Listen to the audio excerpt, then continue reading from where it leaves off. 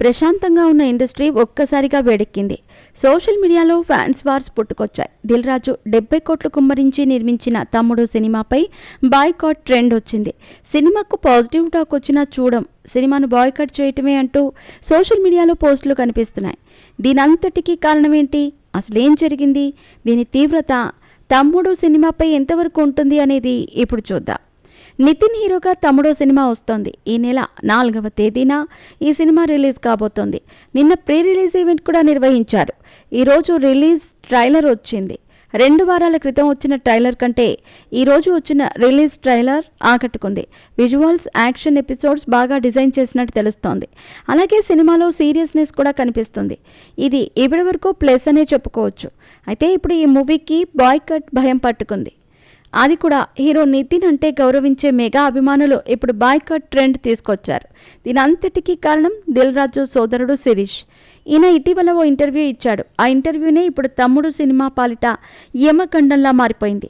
ఆ ఇంటర్వ్యూలో నిర్మాత శిరీష్ గేమ్ చేంజర్ మూవీ గురించి మాట్లాడాడు.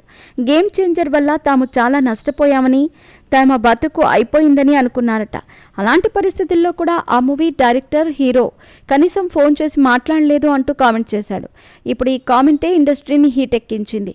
Ram Charan mega fans fire అవుతున్నారు.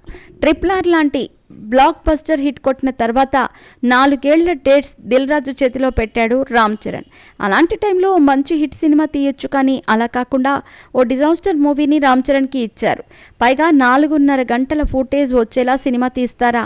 ఆ మాత్రం చెక్ చేసుకోవాల్సిన బాధ్యత నిర్మాతల దగ్గర లేదా అంటూ ఫైర్ అవుతున్నారు.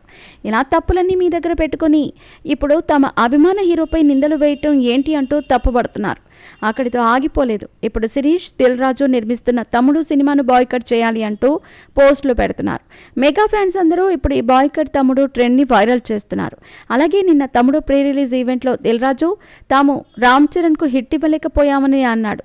తొందరలోనే రామ్ చరణ్తో సినిమా చేస్తామని చర్చలు కూడా జరుగుతున్నాయని అన్నాడు. నిన్న శిరీష్ ఇంటర్వ్యూ తర్వాత దిల్ రాజు సినిమా చేస్తా అని వచ్చినా కూడా చేయొద్దు అని రామ్ చరణ్ను ఫ్యాన్స్ రిక్వెస్ట్ చేస్తున్నారు.